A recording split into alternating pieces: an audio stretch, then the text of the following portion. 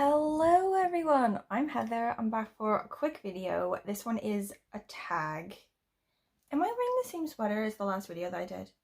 Is this the exact same sweater? I just sort of picked it up in the room because I was cold. This is the same one, isn't it? It's the same one. Hold on, it's just weird. I'm making it weird. Okay, I think I fixed it. It's so annoying in winter. Like, you're wearing clothes or whatever, but you might as well like not even be wearing clothes because you're always going to stick something over the top of it to keep warm, and those layers that you stick over the top are going to be the same layers over and over again, so it just looks like you never change. Anyway, okay, so this tag is the end of the year book tag, and I think it was originally done by Ariel Bassett, but like it's just been going for years and years. Like I did it last year, I think I did the year before that, and it's just a good like check-in tag with yourself. You know, it's getting to the end of the year. Like, she thinks the end of the year is September, which I don't agree with. I feel like the end of the year is definitely December.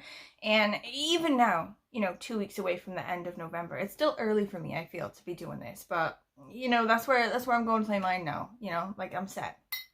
So this tag is just like a bunch of questions, like sort of like putting you in a place to meet your goals at the end of the year, like reading wise, and sort of like set yourself so that like the end of the year doesn't bite you in the ass and you go, shit, I had all those books I was going to read and then didn't do it. Okay, so first question is, are there any books you need to finish for the end of the year? And I'm not gonna beat a dead horse about this, okay? Like, if you've been watching my videos or not, whatever, you'll know I've been trying to read the same damn book the whole year and haven't gotten to the end, and now I'm in a panic. I need to finish it. It's The Yellow House. It's behind me. It's there. It's like looking at me like that.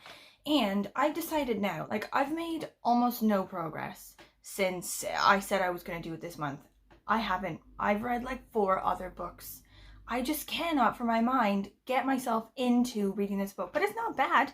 I do not want to DNF the fucker because it is good.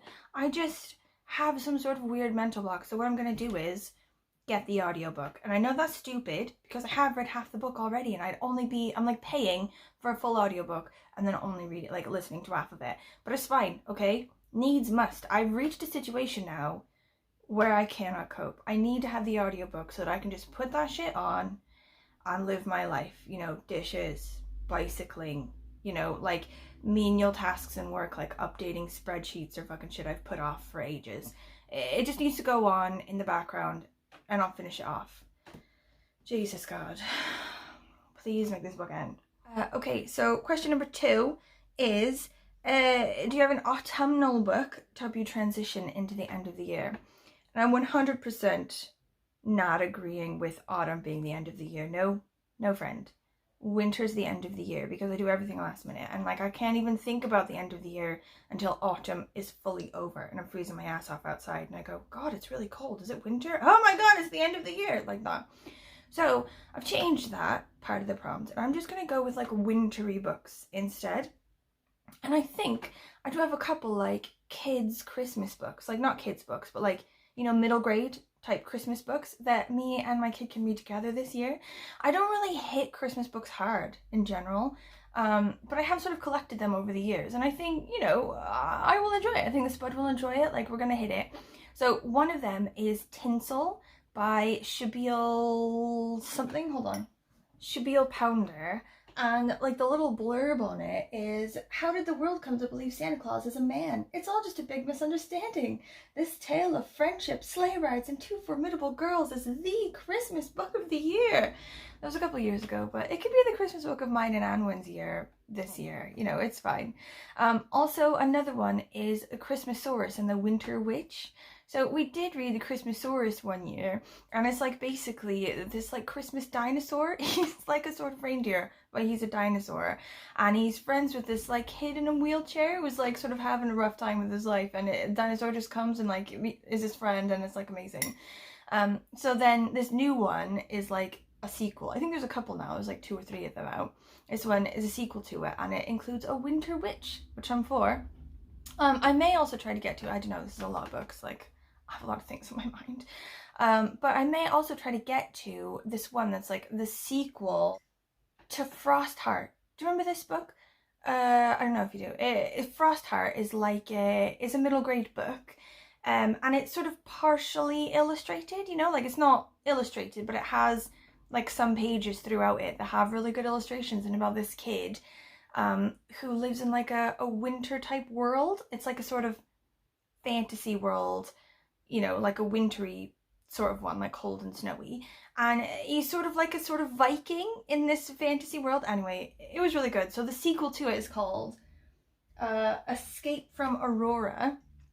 And I'm for it. I hope that I can get to that one as well. Okay, number 3 is there a new release you're excited for? And again, okay, I don't want to beat a dead horse. Like, I can probably pull clips from the last year's version of this tag that I did and pull them forward for both the yellow house question and this question, and then just play them over again because I still have not changed the status. But the one I'm still waiting for is the Outlander book, okay, Tell the Bees That I'm Gone by Diana Gabaldon. And it's coming out, guys, this Tuesday. I have it on like pre-order at Waterstones in town. So, I mean, COVID willing, because that shit is still causing disappointments like nobody's business. Hopefully, on Tuesday, I can just go down to the Waterstones and can get it. I can have it in my hand after a wait of like 4 years or whatever. Like, I can't even tell you how excited I am. Like, loads of people who are like really into it, I've been chatting to them, they're reading the book before, or they're trying to read like the whole series to get like ready, because there's nothing worse than just jumping straight into a sequel of a book where you haven't read the other one for years, you know, like you're like reading through it and you just basically take the whole time to just like remember where the fuck everyone is and like what their names are, blah blah. But I don't have time. Don't have time for that. I can't be also reading the other one. I'm just gonna have to go in cold, okay? But I feel like my love and deep understanding of Outlander will help me to get through this hurdle. Okay, so number 4 is 3 books you want to read before the end of the year. So, my Pop Sugar Reading Challenge. Pop Sugar Reading Challenge is 50 books and it's like set to prompts, and I do it every year. But because I read more than 50 books a year, not every book that I read is part of the challenge, and then I just try to fill in the challenge as I go. But this year I thought, oh, I'll do the Pop Sugar Reading Challenge and the Reading Women Challenge, because I obviously want to read more women authors. I do read a lot of men, which, to be fair, was why this was hard and why I should be doing it. But in the end, I've had to bin it off. I've had to kill the Reading Women Challenge because I'm just so far behind, there's no way I'm going to catch up. But the Pop Sugar Reading Challenge, I only have 6 left. So with my 2 Christmas books and also the 6 I'm missing, reading it in December, like when I'm always going out and like getting drunk and like whatever, it's unlikely that I'm going to be able to read all 6. But it's on the docket, okay? These 6 books are the ones that I need to read in order to complete my Pop Sugar Reading Challenge, and they are: 1, Dumpling by Julie Murphy. I really want to read this one, okay? There's like a Netflix movie that was made like based on it with Dolly Parton's music, and like Dolly Parton makes a cameo about this girl who's sort of heavier, curvier, and her mother is like a beauty queen and super thin, and she's always saying to her, you know, like, you need to watch your weight, you need to get skinny, blah blah, just making her feel like shit about herself. So this girl, like in sort of like a radical play for like her own freedom or her own like, you know, mental health or whatever, she joins this beauty competition, you know, and she's like terrified, but it's amazing. Like, I haven't seen the show or read the book, but I want to read the book and then watch the show. I think it's gonna be really good. Next one is Go Tell the Bees, okay, because there's no possible way that I'm going Tuesday to the effing like bookstore and getting it and then not reading it immediately. I will 100% be reading that, but it does fit one of the prompts, so it works. Okay, Hamnet by Maggie O'Farrell. This one won the Women's Prize for Fiction, and loads of people said it's amazing. It's sort of roughly about the family around William Shakespeare. You know, William Shakespeare's the star all the time, but Maggie O'Farrell has sort of made his family the star, and his son, he had a son named Hamnet. I think it is a really good idea, and I've heard that it's really good. Next one, Black Sun by Rebecca Roanhorse. So this one is based off of, wait, let me look now. First book in the Between Earth and Sky trilogy, inspired by the civilizations of the pre-Columbian Americas and woven into a tale of celestial prophecies, political intrigue, and forbidden magic. I read another one by Rebecca Roanhorse that I didn't absolutely love, but I loved the premise and the writing. So I'll give her another go. And then My Brilliant Friend by Elena Ferrante. Loads of people have said this is amazing. I'm not sure that it's gonna be my bag, to be honest. It sounds like the kind of book that I try ages and ages to get into and then end up DNFing because I just can't. It's like an Italian author, so I think it was translated from Italian, and it's about these two best friends growing up in like a working class area in Italy, and it's supposed to be, you know, like about friendship and about their lives and about that time in Italy and about the city and the community and blah blah, which theoretically I'm for, but like realistically, if no one is being murdered or getting really lucky or, you know, like without a lot of like stuff going on, I get bored. So we'll see. It meets the prompt for a book that was originally published sort of anonymously or something, like the author, like either that's a pen name or that author originally used a pen name or something. So it meets that prompt for that. Like if anyone else can think of another book, like it's a bit late to change the game now, isn't it? But like if anyone can think of another book that was published anonymously that would like be better for this, like please let me know. But for now I'm going with this because I do have it and I do want to give it a go and people have said it's good. And last one is Plain Bad Heroines, which everyone says is amazing, about I think this boarding school for girls where someone dies or something and then it's closed up and then they come back to like shoot a film there or something. Like it definitely sounds like something that's up my street. So okay, so number 5 is there a book that still might shock you and become your fave? Like, bitch, this Outlander novel better be the best book of the year. I'm not kidding. It best be the best, like my fave of everything. I've been waiting for it for like 4-5 years on the edge of my seat because they kept saying, oh, it's coming out soon, it's coming out soon, it's coming out soon. So you just sort of like hovered on the edge of your chair going, yes, and not coming. It's not coming. Okay? If they told me 5 years ago it's going to be like a good 5 years before it comes out, I'd have just chilled. Okay, I'd have had a coffee and a sit down with myself and forgotten about it. Okay, if this book is not the best book of the year after I'm done with it, I am gonna be so fucked off. Okay, and 6, last question. Are you already making reading plans for 2021? The answer is yes, because I do like a spreadsheet every year and I like pick challenges and things like that to sort of like guide my reading. Like I'm a bit of a mood reader, okay, like I want to read what I want to read at the time, but if I'm sort of just wandering around in a field aimlessly, like it doesn't really work. I need like a bit of direction, you know, like when I'm sitting down and going, God, what should I read next? You know, I want somewhere I can go to be guided to the next thing instead of just looking at like, you know, the wall of all the books there are to read on the planet and going, God, there's so many, you know. So last year's spreadsheet, like I don't know if I can like put it up or like show you guys, whatever. But last year's spreadsheet, I had the 2 challenges. I had the Pop Sugar Reading Challenge like usual and the Reading Women Challenge.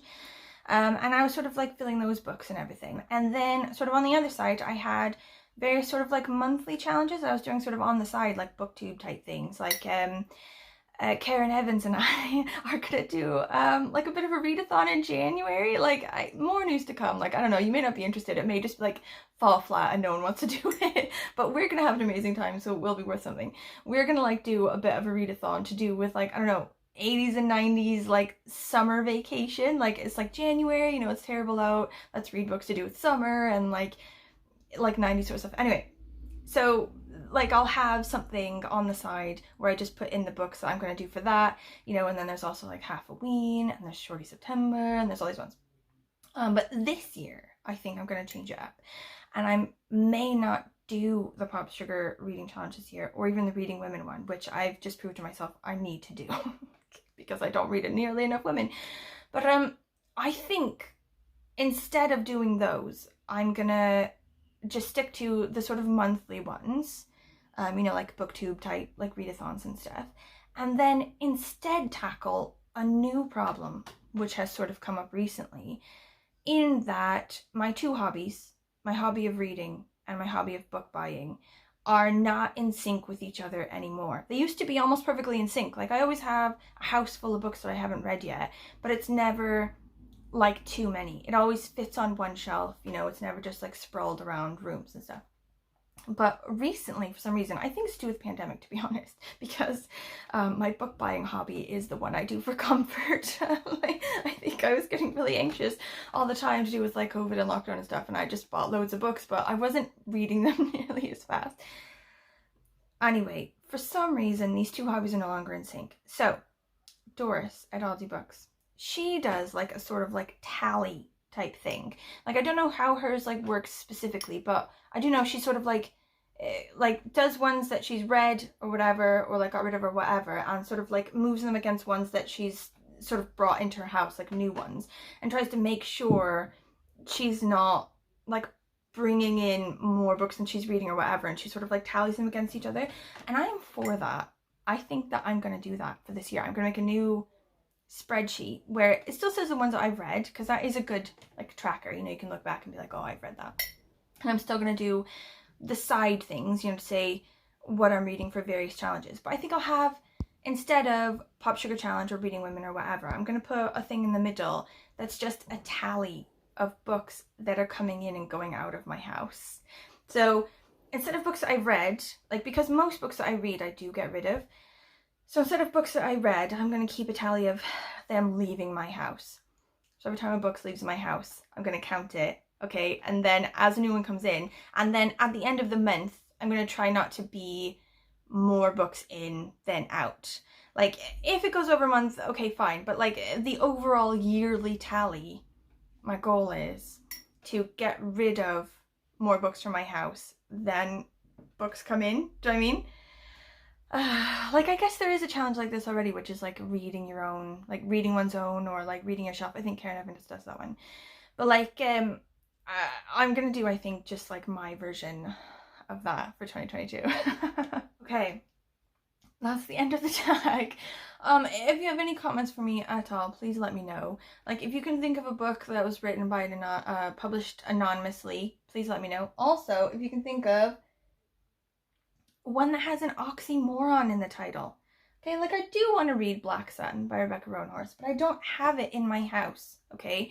Which is going to completely fuck up my 2022 goals. Like, I will have to go to the store and get it, which is going to ruin everything. Like, if you can think of another book with an oxymoron in it, like, you know, I might have it here, or it might be smaller and easier to do with like the 6 books in the year. Anyway, I digress.